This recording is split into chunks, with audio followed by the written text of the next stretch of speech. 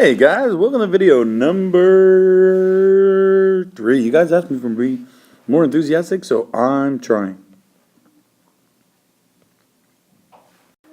And what you have here, boys and girls, is some of the material from video number 2. And you should be able to answer all these as you go through. We're going to talk a little bit more about humanism and the belief of people to be great and awesome. Next question, what are 3 qualities a Renaissance man would possess? We've talked about that in class. What 2 famous paintings did Leonardo da Vinci paint? The Mona Lisa and the Last Supper. Alright, so why did the Northern Renaissance go north? Works of Michelangelo, Leonardo, and Raphael. I don't know what's wrong with Donatello. And they showed an interest in classical culture, curiosity of the world, and a belief in human potential. Michelangelo, Raphael, Da Vinci. Ooh, thank gosh that one's edited. By the late 1400s, Renaissance ideas spread to Northern Europe, France, England, Germany, and Flanders. So anywhere that has good soccer teams, or that could be Ned. Alright, so you've got, see how the ideas kind of spread up. Alright, nice, good. Alright, this is really cool. I like this a lot.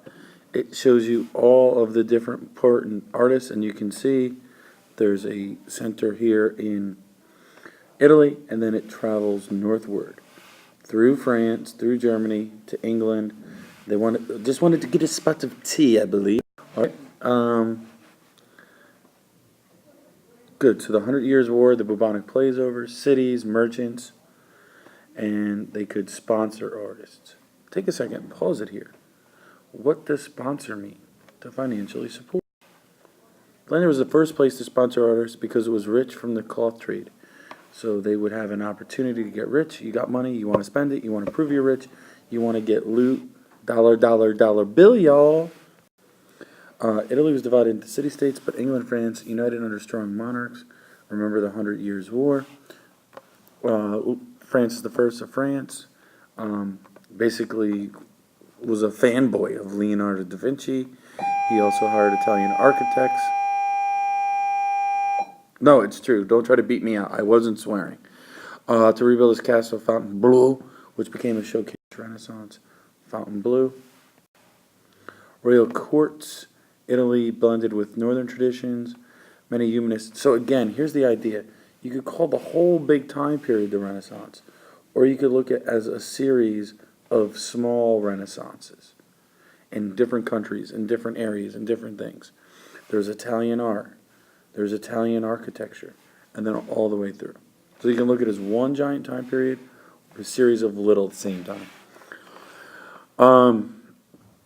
Again, French, Italian,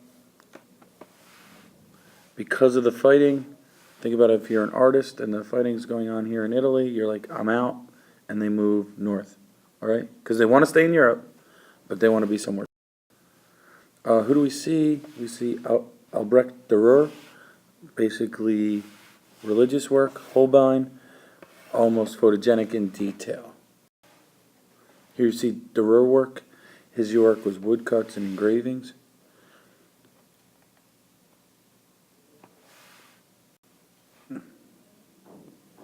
Look at how realistic that is. It almost looks like a photograph. And then my favorite, my boy, is Jan van Eyck. Jan van Eyck! A heavy metal singer. Here you see a self-portrait. Look at the detail. Here you see a painting called The Madonna with Canon. It looks like a picture almost. Look at the detail. All right?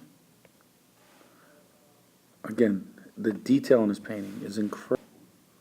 We've talked about this one. We're going to focus on the dog. We're going to focus on the chandelier. We've already talked about the mirror. Look at that. Look at how accurate the shoes are. Look at the dog. Look at the chandelier. That's incredible. Again, we talked about Bruegel, the elder, produced paintings about landscapes or peasant scenes. Here you see a wedding. Here you see the children's games. Look at all the kids playing. Again, realism and individual. Realism and individual. Just like Italian artists, Northern painters, Renaissance, Writers adopt the idea of humanism. Alright, so in fact this slide should say here humanism. Alright, Christian humanists here. You got Erasmus, Dorr, More, they're BFFs. Alright, let's talk a little bit about Erasmus. This is Erasmus. Received honors from the kings for his brilliant writings. His famous book is The Praise of Folly. He believed in Christianity of the heart, not of the ceremony. He liked the ideas of the church. He didn't like all the rules. Who likes? Alright, again, Erasmus, The Praise of Folly, made fun of human beings' mistakes. His boy, his buddy, his best friend, his dog is Ace. Thomas More is his buddy, his dog is Ace, his best friend, his buddy is Thomas More. He wrote Utopia. Utopia is basically an ideal place. Alright? In Utopia, greed, corruption, and war and crime have been weeded out. So try to imagine a perfect place. Technically, Utopia means no place. Rabelais believed that people were basically good. Next up, you're going to see Shakespeare. Many of his plays focus on Greek or Roman subjects, sticking with the Renaissance. He wrote in many different areas. Again, Shakespeare. Here is the scenes from the famous Globe Theater. The next most important invention, and the most important thing in this unit, or in this PowerPoint, is the Gutenberg press. Before that, people basically had to copy books by hand. Alright? What he invented was the movable type. Each block was carved by hands, with each character in position, which meant a completely new carved block for each page. Gutenberg later invented a printing press, a machine that presses paper against a full tray of inked movable type. The first book he's obviously going to publish is the book. And again, the technique was for movable block letters. There's only 5 existing. I'll have to Google later how much that costs. They're made from a durable metal that can be cast from a mold rather than hand carved from wood. And here are the effects. Books were cheap. By 1500, presses in about 250 cities had printed about 9 to 10 million books. So if you charted the number of books in the history of mankind, it's flatlined until the printing press, and then it's basically through the roof. Alright? And again, once books are around, people start to read them. And what it did was, it allowed for classic ideas to spread. It took Latin ideas and wrote them in the vernacular. They wrote them in the words that people understood, made books cheaper, spread ideas, and basically from this moment forward, it pinballs to other ideas.